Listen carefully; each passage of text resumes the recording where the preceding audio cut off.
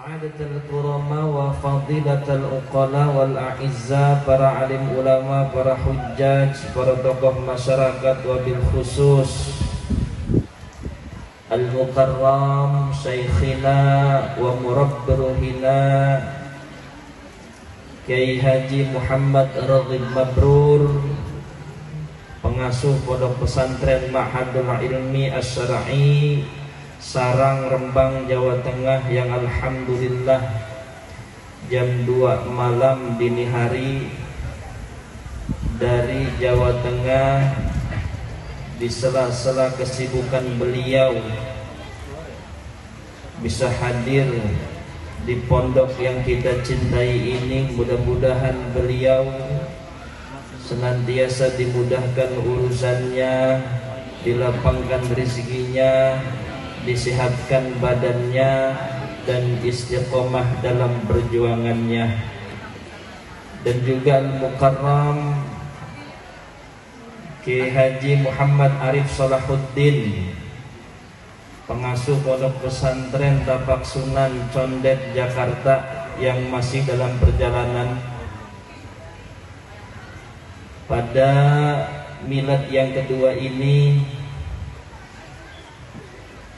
salah satu azam dan niat saya yang paling besar adalah mendatangkan guru-guru di mana dulu saya menimba ilmu, dari pondok pesantren Tapak Sunan Condet Jakarta Timur sampai ke Sarang, Rembang, Jawa Tengah. Alhamdulillah pada hari ini guru-guru kami bisa hadir di pondok pesantren Darul Fuqaha Indonesia, sekaligus peresmian dan penandatanganan prasasti oleh guru-guru kami bahwa pesantren Darul Fuqaha Indonesia telah hadir di tengah-tengah kita semua. Kalau yang kemarin belum resmi, Bu. Yang kemarin belum resmi. Kenapa? Sebab resmi perjalanan pesantren harus ada restu dari guru, harus ada doa dari guru, harus ada ridho dari guru. Kalau seandainya doa, restu, dan ridho tidak didapatkan, maka perjalanan pesantren akan sulit. Karena pesantren ini tidak seperti sekolah biasa. Pesantren ini tidak seperti instansi yang ada di tengah-tengah kita. Yang dididik di pesantren adalah santri. Adalah apa? Santri. Sinnya sabiqun bil khairat, manusia yang selalu berlomba-lomba dalam kebaikan. Santri kan bahasa Arabnya sin, nun, ta, ro, sama ya. Sinnya itu sabiqun bil khairat, santri orang yang berlomba-lomba dalam kebaikan dan ketakwaan. Nunnya nailul barokah, orang yang memperoleh keberkahan. Taknya tarkul ma'asi, meninggalkan kemaksiatan. Santri itu jauh daripada maksiat, jauh daripada HP, jauh daripada gadget, jauh daripada tontonan yang diharamkan. Makanya santri itu orang yang meninggalkan maksiat. Roknya apa? Rabitatun lil ulumi, orang yang terikat dengan ilmu pengetahuan agama. Mulai dari bangun tidur sampai tidur lagi, santri ngaji, nggak ada berhentinya. Yaknya apa? Yaqizun lil ghafilin, orang yang kelak dapat mengingatkan manusia yang lalai.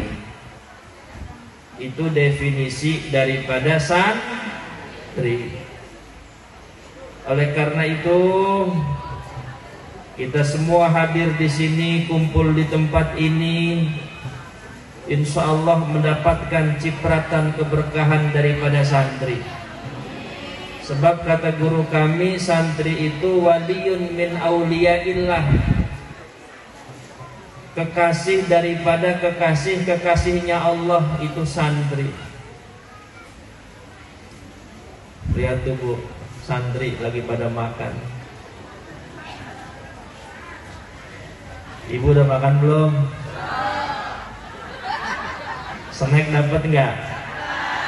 Nanti ada bakso tuh di situ tuh. Dan keberadaan Pondok Pesantren Darul Fuqaha Indonesia tidak lepas dari perjuangan para jamaah. Betul?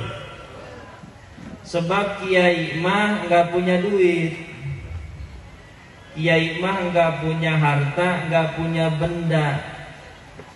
Tapi alhamdulillah saya diwarisi oleh Allah hamba-hamba yang soleh dan soleha, yang dermawan, yang tidak cinta dunia. Cirinya apa? Orang yang tidak cinta dunia ketika mengeluarkan duitnya untuk urusan agama enteng, kagak berat. Betul Bu? Enteng, kagak berat.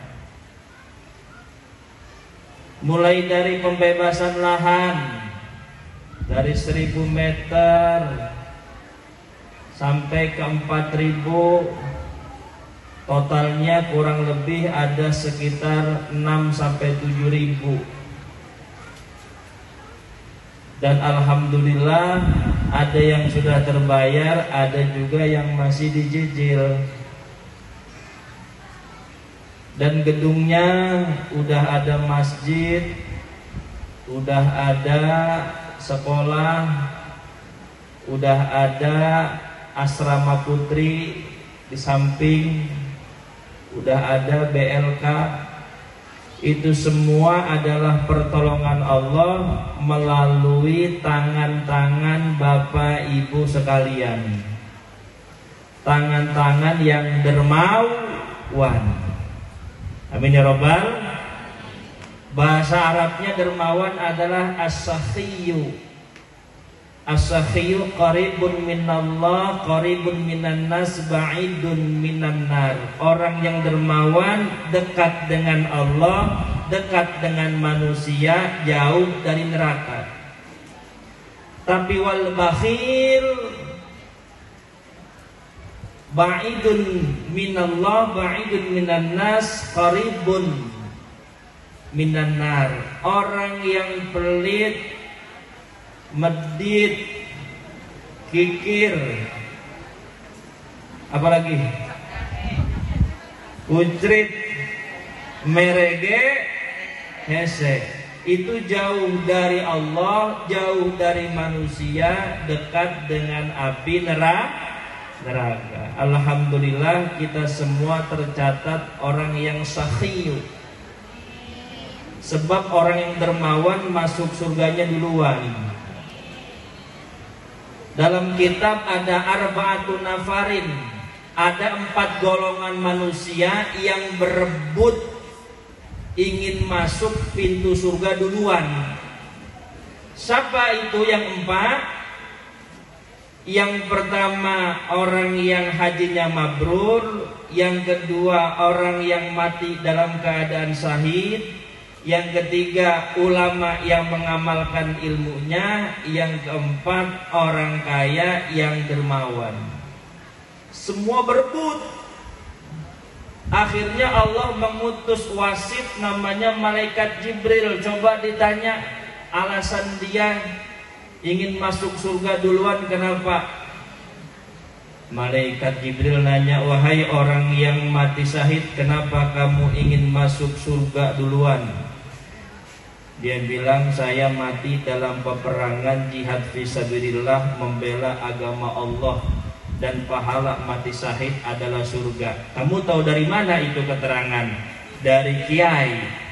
Ya udah, jangan masuk dulu. Terus orang yang haji mabrur, kenapa kamu pengen masuk surga duluan? Sebab al-hajjul mabrur laisa lahu jazaa idal jannah.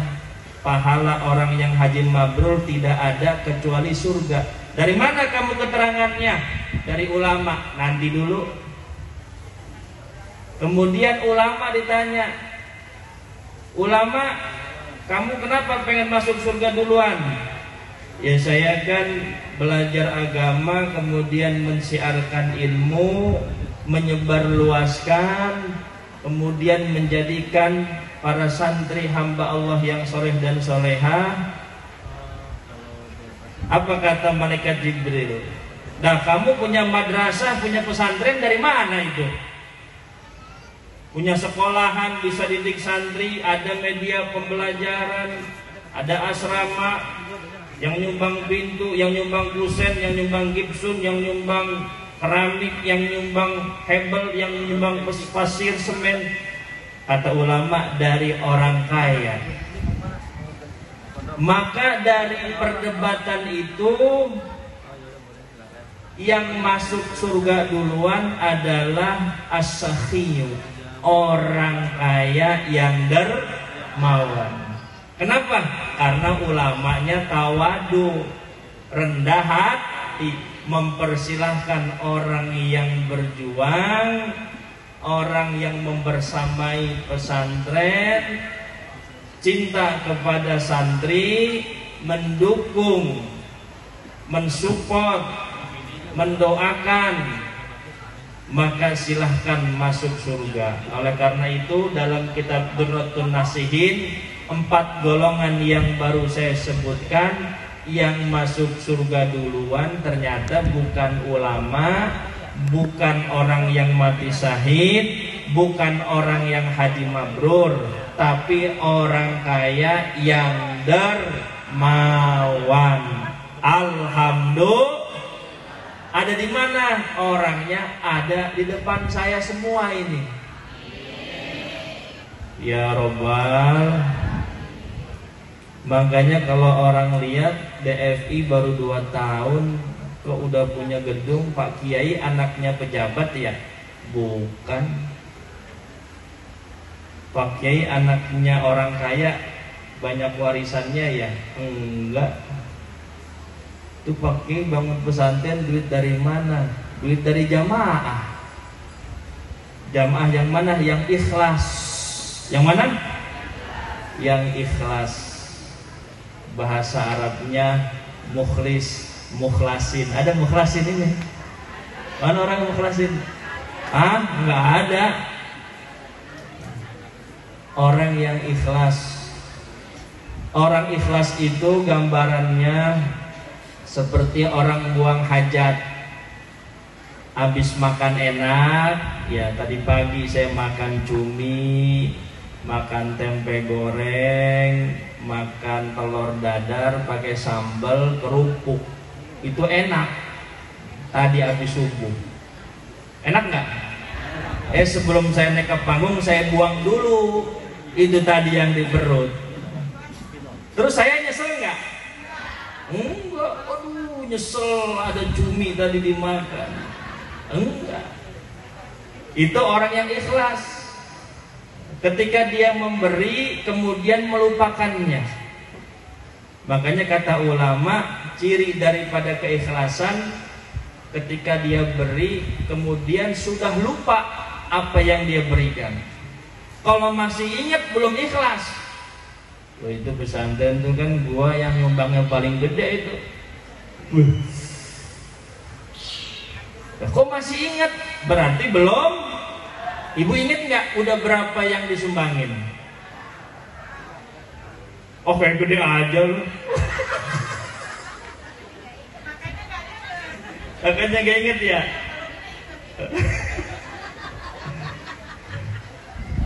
Pak Haji Edi, inget nggak berapa yang disumbangin? Enggak ya? Nah, berarti ikhlas. Alhamdulillah. Oleh karena itu Bapak Ibu sekalian selalu ada di dalam doa saya dan para santri. Apa isinya? Allahumma ja'alna wa auladana wa talamidana wa aba'ana wa ummatana wa talamidana wa jama'atana wa masyayikhana min ahlil ilmi wa ahlil khair. Wa la taj'alna ya Allah wa iyyahum min ahli syarri wa ahli dhair. Ya Allah, jadikanlah kami, anak-anak kami, santri kami, orang tua kami, murid-murid kami, jamaah-jamaah kami min ahlil ilmi wa ahlil khair, ahli ilmu dan ahli kebaikan. Wala taj'alna ya Allah wa iyyahum min ahli syarri wa ahli dhair, dan jangan jadikanlah kami dan mereka semua termasuk orang-orang yang sesat. Na'udzubillahi min dalik. Nah, ibu masuk dalam doanya daripada ustadz dan santri-santri pondok pesantren Darul Fuqaha Indonesia. Seneng nggak? Yang lebih seneng lagi wali santri. Kenapa demikian? Karena diberikan petunjuk dan hidayah untuk menitipkan anaknya di pesantren. Harus bersyukur, itu tidak ternilai. Khairum minad dunya wa ma fiha. Anak di pesantren itu lebih baik daripada dunia dan seisinya. Ini adalah petunjuk dari Allah. Oleh karena itu, Bapak Ibu wali santri yang dimuliakan oleh Allah, terus istiqomah dukung perjuangan sambil didoakan santri-santrinya. Udah makan lagi aja nih santri. Coba itu. Bapak Ibu yang dimuliakan oleh Allah Subhanahu wa taala, banyak yang diajarkan oleh guru-guru kita kepada santriwan-santriwanti.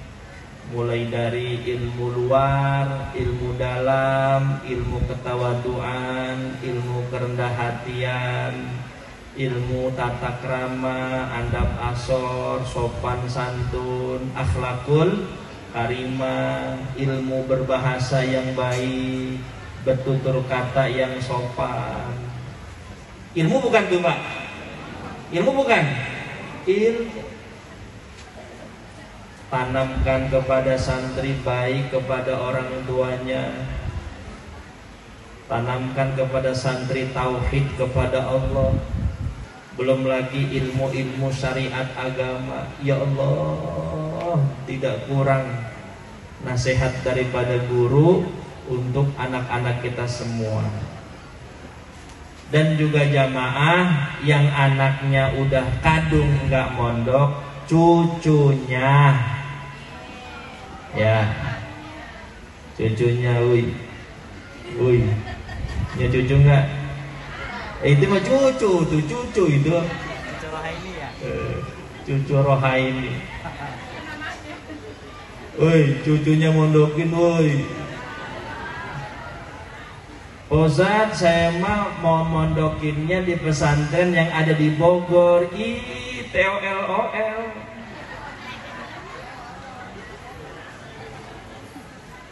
Ibu ngaji sama Muhammad dari Fadli, dididik sama Muhammad dari Fadli, anaknya ngaji di pesantren orang.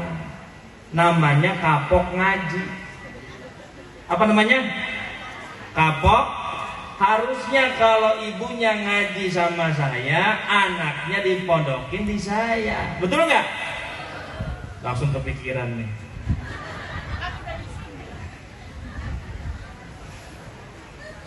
Jangan sampai ngaji sama saya, berkhidmah di DFI, kontribusinya banyak tapi anaknya mondok tempat lain. Itu istilahnya kapok ngaji. Terus apa kita bawa rohani ini ilaman ada qalbin salim. Kita bawa hati ini, kita kawal hati ini sampai ketemu dengan Allah dalam keadaan hati yang selamat. Waduh, nggak gampang. Tidak gampang. Apalagi di zaman sekarang, Bu, Pak, arus globalisasi era modern. Informasi sudah tidak bisa kita saring-saring lagi. Betul nggak? Gambar-gambar, hedonisme, glamor, fashion, makanan sudah luar biasa.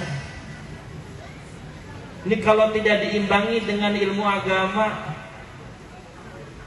yang dikhawatirkan oleh Rasul, sayati zamanu ala ummati himmatum butunuhum wa qiblatum nisa'uhum wa dinuhum darohimuhum.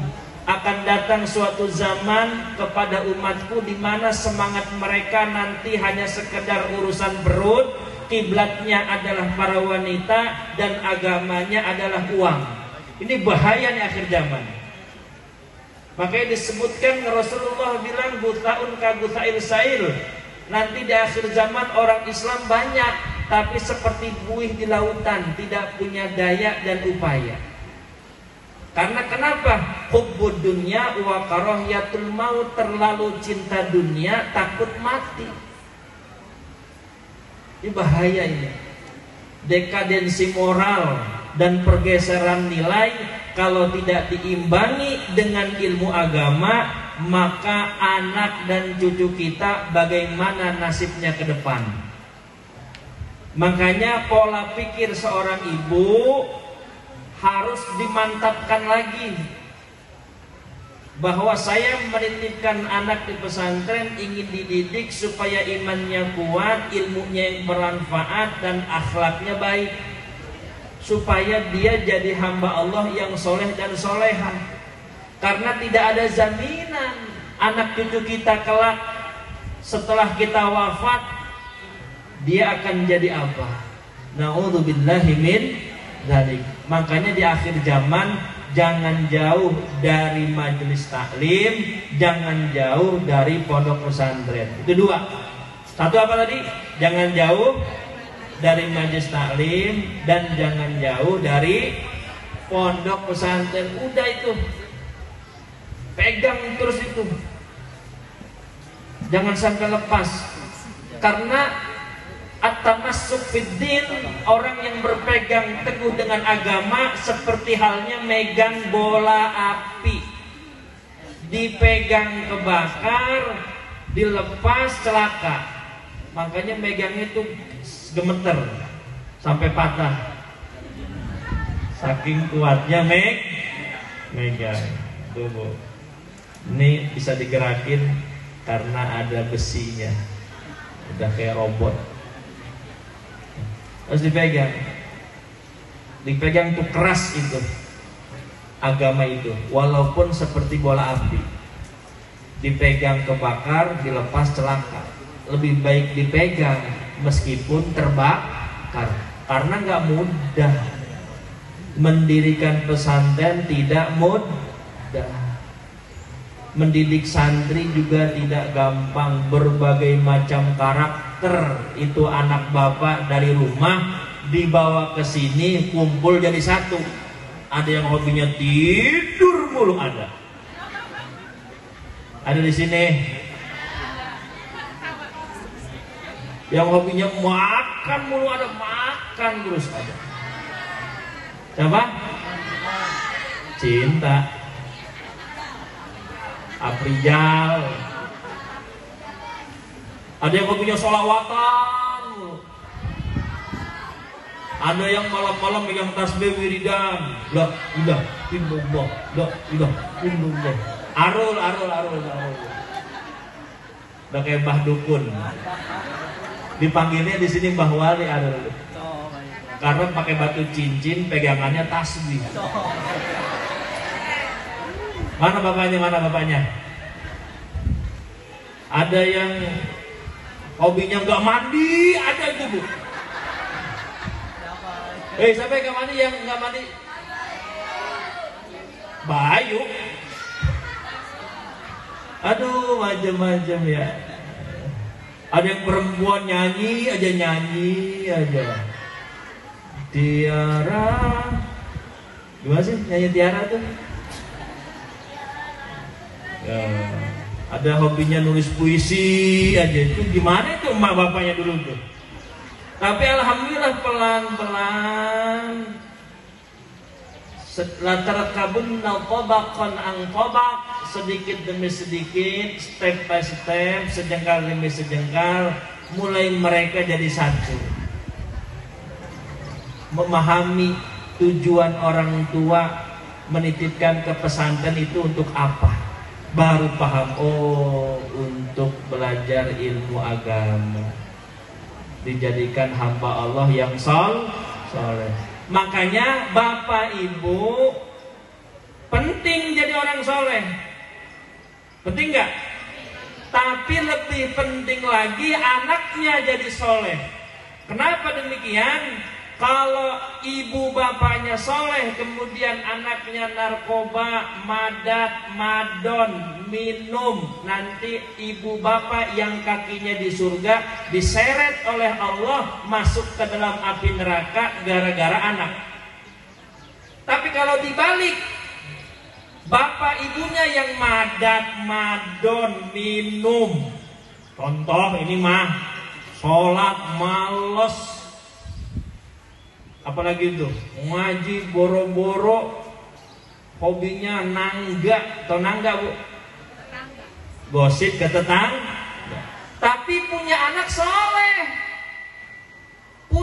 soleh, solehah, paham ilmu agama, mendoakan orang tua, yuhmalu thawabuhu li abawaihi, setiap hari orang tua tanpa dia sadari ditransfer oleh Allah pahalanya berkat kebaikan anaknya yang soleh. Orang tua yang tadinya kaki sudah di neraka, maka berkat anak yang soleh dan solehah ditarik oleh Allah masuk ke dalam surga. Makanya orang tua penting menjadi soleh, namun yang lebih penting lagi anak-anak kita yang menjadi soleh dan solehah.